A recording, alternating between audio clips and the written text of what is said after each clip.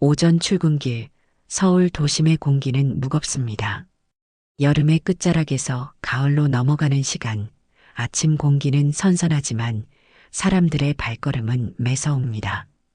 횡단보도 앞에 사람들이 모여들었고 초록 불이 켜지자 그들은 일제히 움직입니다.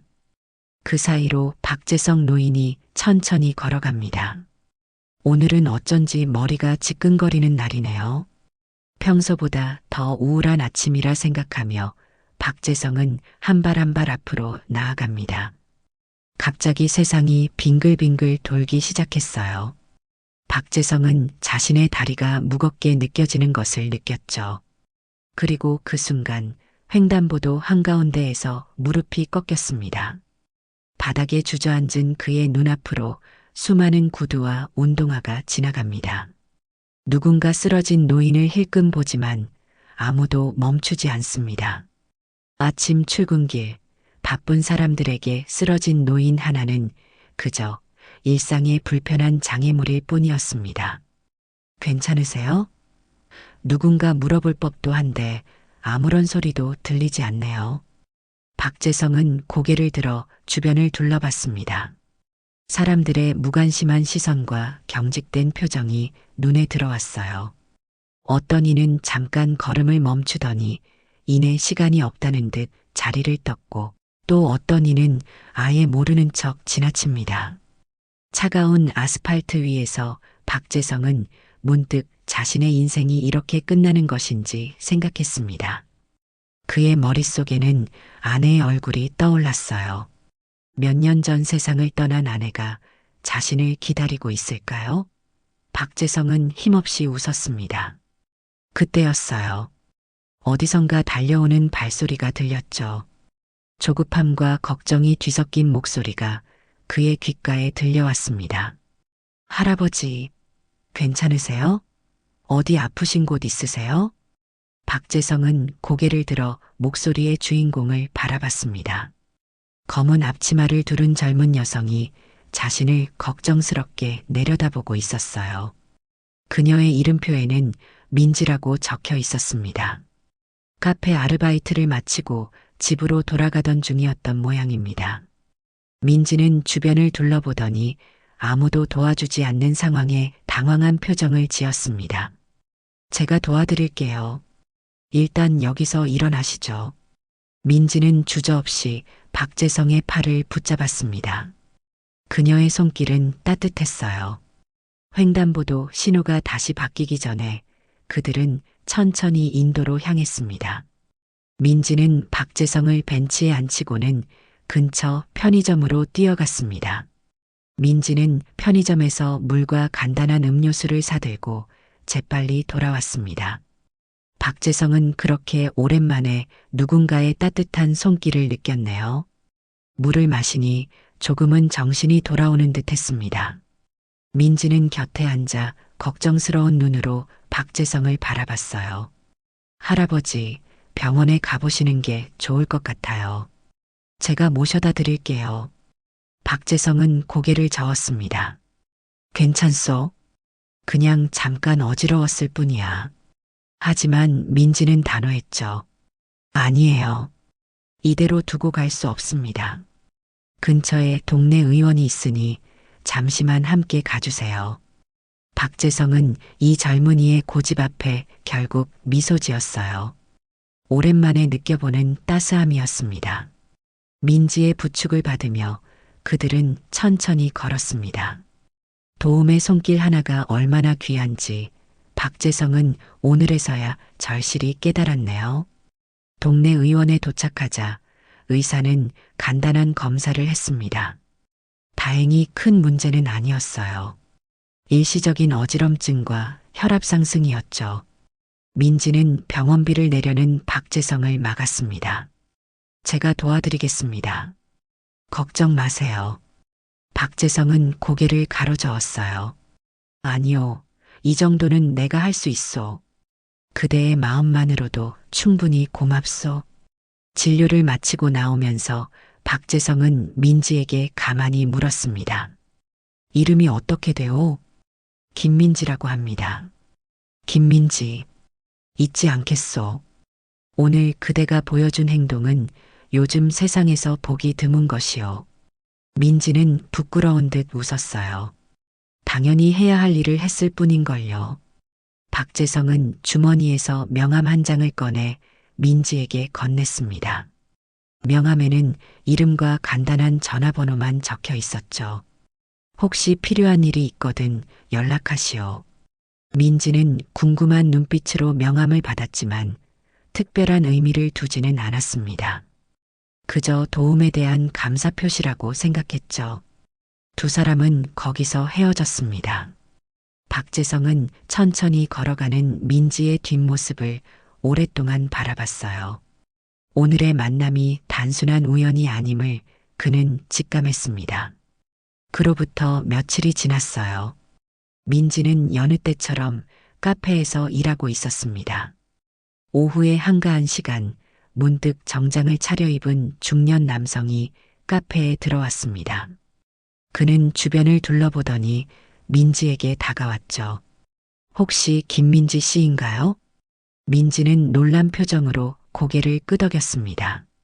남자는 정중하게 두꺼운 봉투 하나를 건넸어요. 박재성 선생님께서 전해달라고 하셨습니다. 민지가 뭔가 묻기도 전에 남자는 인사를 하고는 카페를 나갔습니다. 민지는 갑작스러운 방문에 어리둥절한 채 봉투를 받아들었어요. 손에 묵직하게 느껴지는 봉투, 그 안에 무엇이 들어있을지 민지는 상상도 못했습니다. 민지는 잠시 망설이다 봉투를 열었습니다. 안에는 두 가지가 들어있었어요. 하나는 조금 낡은 듯한 편지지에 쓰인 손편지, 그리고 다른 하나는 주창 조벤처 파트너스라는 로고가 박힌 정식 문서였죠. 민지는 먼저 편지를 펼쳤습니다. 김민지 양에게 당신과 같은 사람을 오랫동안 찾아왔습니다. 세상이 각박해질수록 인간미는 점점 사라져가는 것 같더군요. 하지만 당신은 달랐습니다. 주저없이 낯선 노인의 손을 잡아주었죠. 그 따뜻함이 제게 큰 울림을 주었습니다. 동봉한 서류를 천천히 읽어보세요. 당신의 꿈을 이야기해 주시면 좋겠습니다. 마이너스 박재성 드림. 민지는 편지를 읽고 나서야 그날의 노인이 단순한 노인이 아니었음을 직감했어요. 호기심에 나머지 서류를 펼쳤습니다. 그것은 제안서와 투자계약서의 초안이었죠. 내용은 간단했어요. 당신이 창업하고 싶은 아이템이 있다면 내가 모든 걸 책임지겠다. 조건은 하나, 지금처럼 사람을 먼저 보라. 민지는 자신의 눈을 의심했습니다. 이런 제안을 받아본 적이 없었기 때문이죠. 그날 저녁 민지는 대학 친구인 수진에게 연락했어요. 수진은 경영학과에 다니며 벤처 투자에 관심이 많았습니다. 야, 너 믿기 어려운 일이 생겼어. 박재성이라는 사람 혹시 알아? 전화기 너머로 수진의 놀란 목소리가 들려왔습니다. 박재성?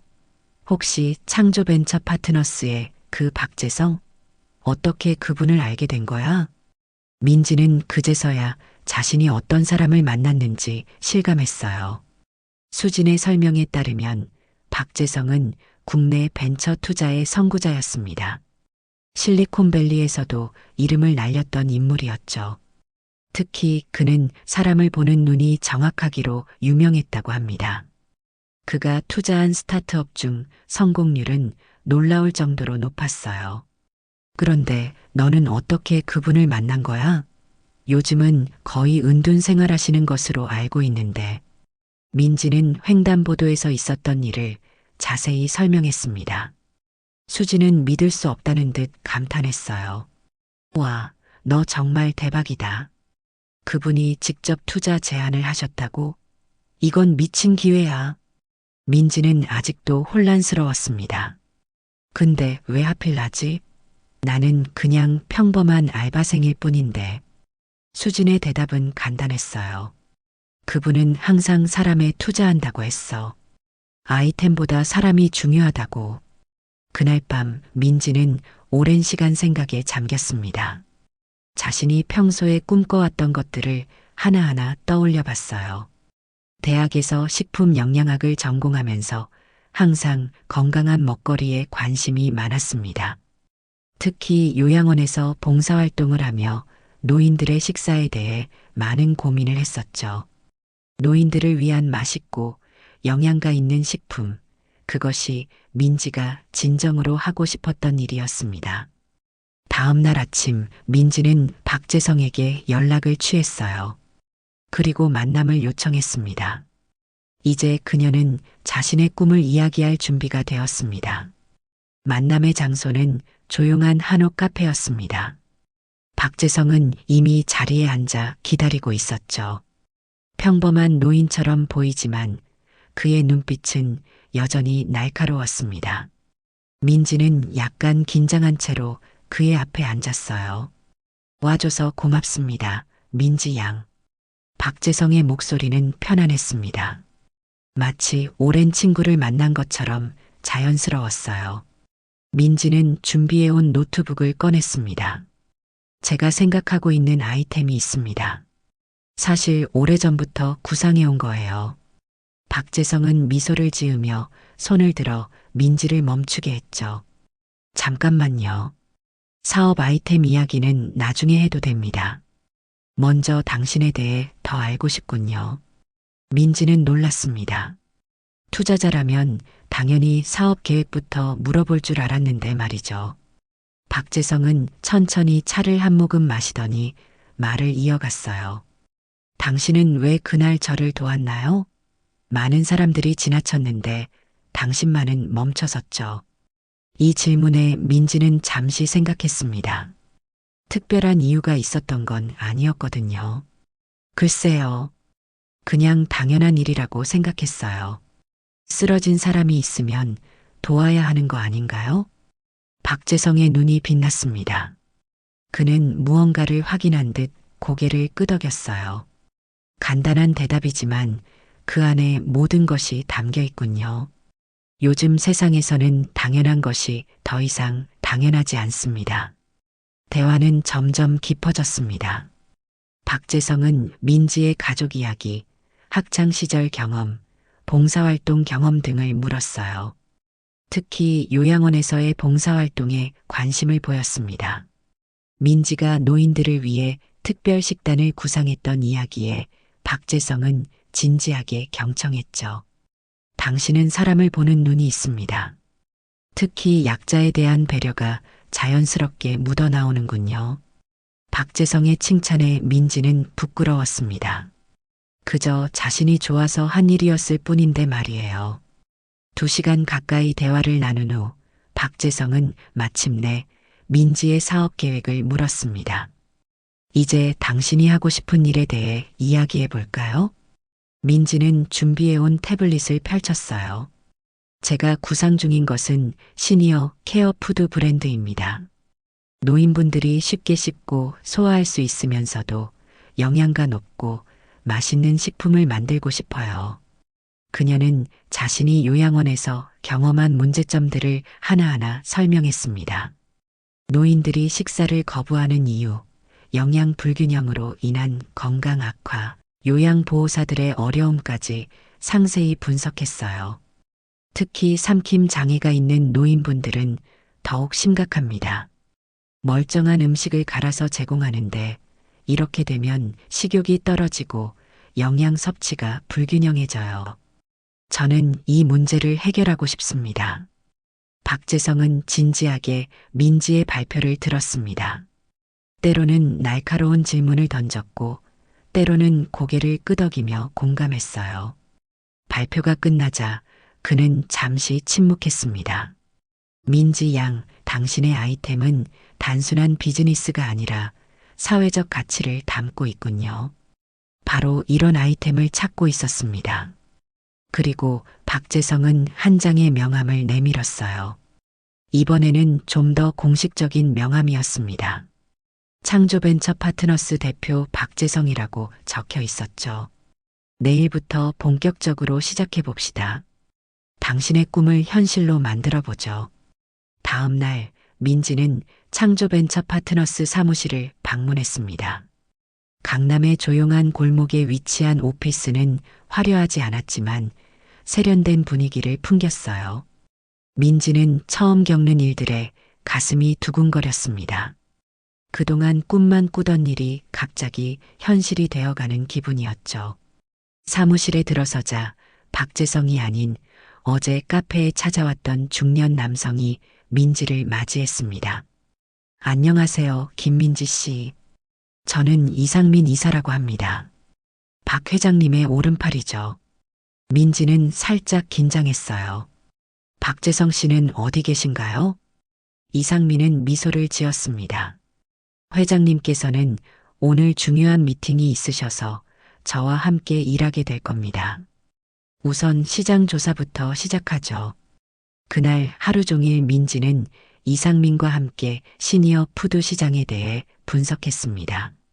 놀랍게도 이상민은 이미 관련 자료들을 준비해 놓았더군요. 해외 시니어 푸드 트렌드, 국내 요양시설의 식단 현황, 노인 영양 관련 논문까지 모든 것이 준비되어 있었습니다. 민지 씨, 회장님께서 이미 당신의 아이디어에 대해 높은 확신을 가지고 계십니다. 우리는 이미 시장성을 검토했고 충분한 가능성이 있다고 판단했어요. 민지는 깜짝 놀랐습니다. 고작 하루 만에 이런 준비가 가능했다니 말이죠. 이상민은 계속해서 말을 이어갔어요. 이제 당신이 해야 할 일은 시제품 개발입니다.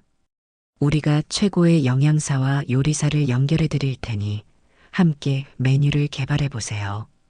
그 말을 끝으로 이상민은 민지에게 명함 몇 장을 건넸습니다. 국내 최고 호텔의 수석 셰프, 노인 영양학 분야의 권위자, 식품 패키징 전문가 등의 명함이었죠. 민지는 입을 다물지 못했어요. 이건 마치 꿈 같은 일이었습니다. 네. 이렇게 대단한 분들을 어떻게 만날 수 있는 거죠? 이상민은 빙그레 웃으며 말했습니다. 회장님의 인맥은 생각보다 더 넓습니다. 그분들은 이미 회장님의 요청을 받고 당신과의 만남을 기다리고 있어요. 일주일 후 민지는 박재성을 다시 만났습니다. 그 사이 민지는 정말 열심히 일했어요. 밤낮 없이 메뉴를 구상하고 전문가들과 회의하며 시제품의 윤곽을 잡았습니다. 박재성은 민지의 성과에 만족스러운 표정을 지었죠. 와우, 생각보다 훨씬 빠르게 진행되고 있군요. 역시 눈에 띄는 사람은 행동력도 다르군요. 민지는 부끄러움을 감추지 못했습니다. 모두 도와주시는 분들 덕분이에요. 제가 혼자 했다면 몇 년은 걸렸을 일인데. 박재성은 고개를 저었어요. 사람들은 가치 있는 일에 자발적으로 참여하는 법입니다. 당신의 진정성이 그들의 마음을 움직인 거예요. 그리고 박재성은 중요한 제안을 했습니다. 이제 본격적으로 회사를 설립할 시간입니다. 상호는 어떻게 지을 건가요? 민지는 이미 생각해둔 이름이 있었습니다. 마음밥상이요. 마음을 담은 밥상이라는 의미입니다. 박재성은 그 이름이 마음에 든 듯했어요. 좋은 이름이네요. 사람의 마음을 담는다. 바로 제가 추구하는 가치와도 일치합니다. 그날 저녁 민지는 자신의 작은 원룸에 앉아 지난 몇 주간의 일들을 되돌아봤습니다. 평범한 알바생에서 갑자기 창업자가 된 자신의 모습이 아직도 낯설었어요. 하지만 그 무엇보다 민지를 행복하게 한 것은 자신의 꿈이 현실이 되어가고 있다는 사실이었습니다. 그리고 그 모든 것이 단순히 한 노인을 도왔던 작은 친절에서 시작되었다는 것이 더욱 놀라웠죠. 문득 민지는 박재성의 말을 떠올렸습니다. 세상을 바꾸는 건 대단한 게 아니라 작은 마음이다. 이제 그 말의 의미를 조금은 이해할 수 있을 것 같았어요. 시간은 빠르게 흘러갔습니다. 민지의 마음밥상은 점점 형태를 갖추기 시작했어요. 작은 테스트 키친에서 시작한 실험은 곧 본격적인 제품 개발로 이어졌죠. 첫 번째 제품 라인업은 쉽게 씹고 맛있게 삼키는 노인 특화 식품이었습니다. 기존의 노인식이 단순히 음식을 갈아놓은 것과 달리 민지의 제품은 질감과 맛을 그대로 살리면서도 쉽게 섭취할 수 있게 만들어졌어요. 이거 정말 대단한데요? 영양학 교수 출신의 자문위원이 첫 시식 후 감탄했습니다. 단순히 기능성만 고려한 게 아니라 맛과 모양까지 생각했군요. 민지는 비결을 공개했어요.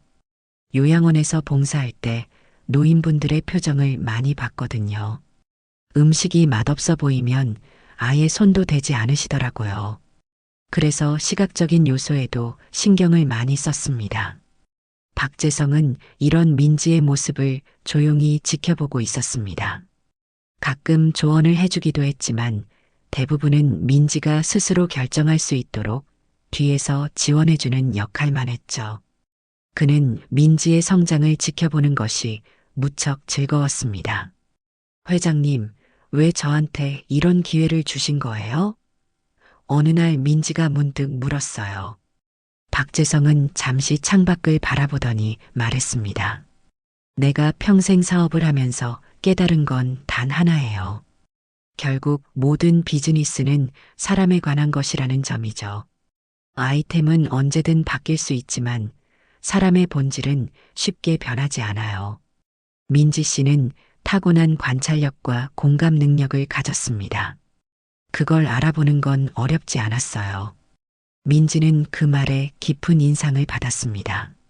사람을 보는 눈, 그것이 박재성의 성공 비결이었던 거죠. 그리고 그 눈으로 자신을 발견해 준 것이 민지에게는 무엇보다 큰 행운이었습니다. 제품 개발이 마무리되어 가던 시점, 마케팅 전략을 세우는 회의가 열렸어요. 대형 광고 대행사 출신의 마케팅 전문가가 화려한 광고 전략을 제안했습니다.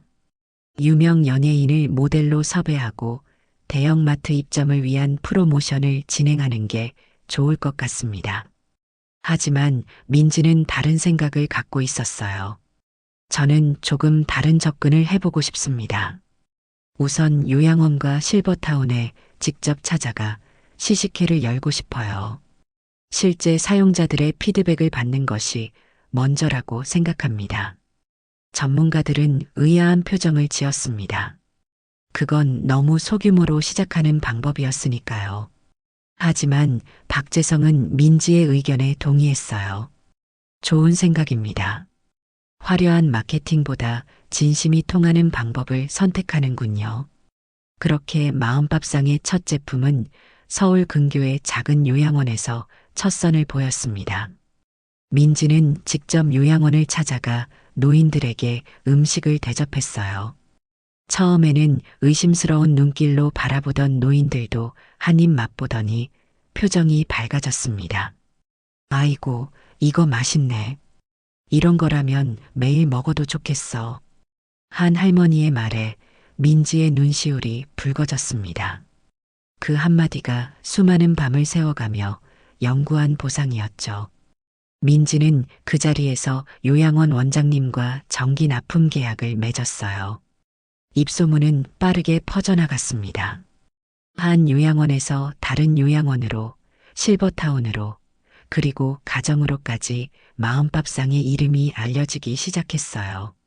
시식회 현장을 찍은 영상이 소셜미디어에 올라가면서 마음밥상은 더 큰 주목을 받았습니다. 진짜 마음을 아는 사람이 만든 브랜드라는 캐치프레이즈가 자연스럽게 생겨났어요.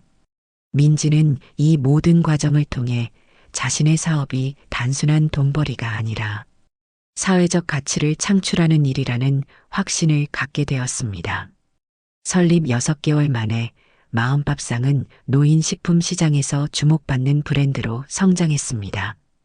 여러 매체에서 인터뷰 요청이 쏟아졌고 투자자들의 관심도 높아졌어요.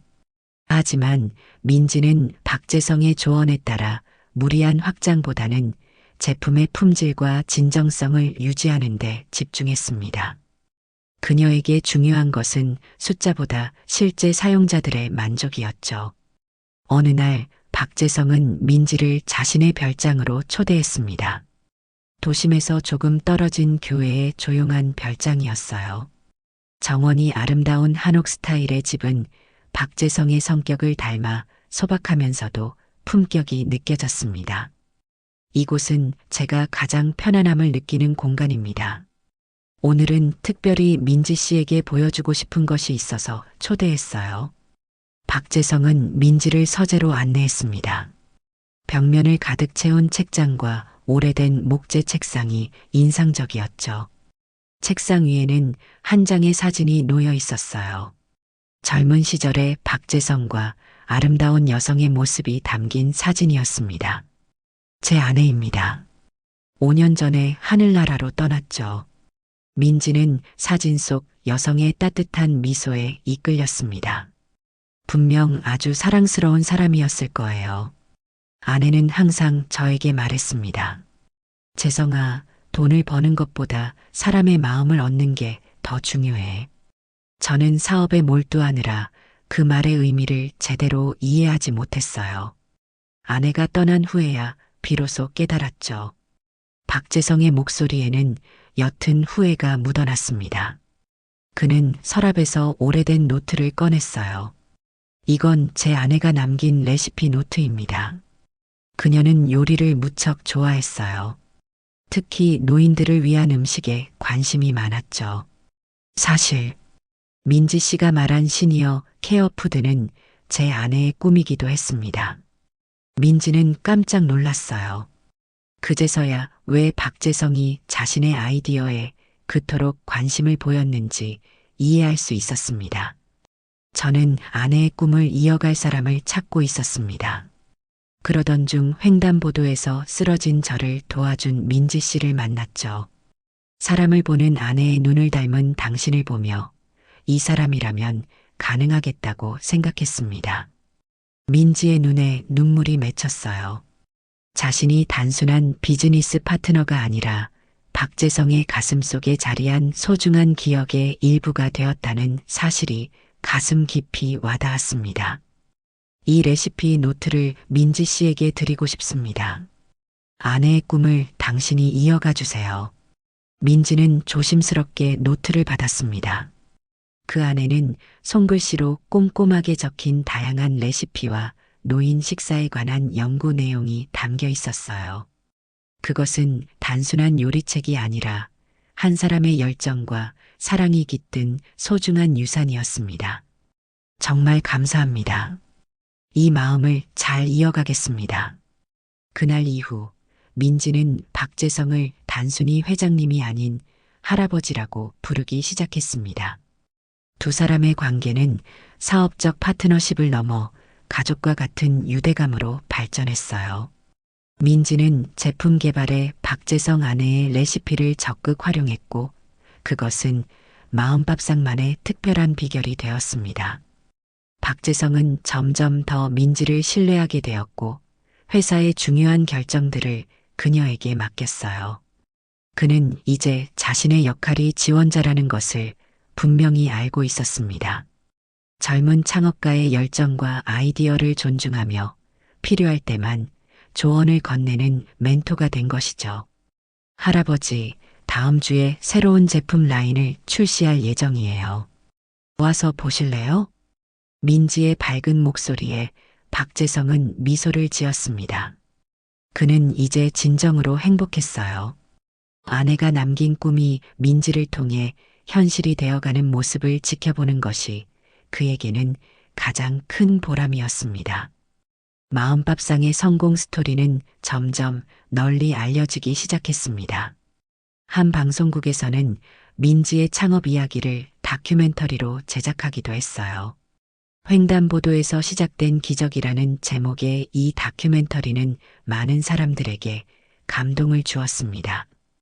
특히 쓰러진 노인을 외면하던 시민들과 달리 멈춰섰던 한 알바생의 이야기는 사회에 큰 울림을 주었죠.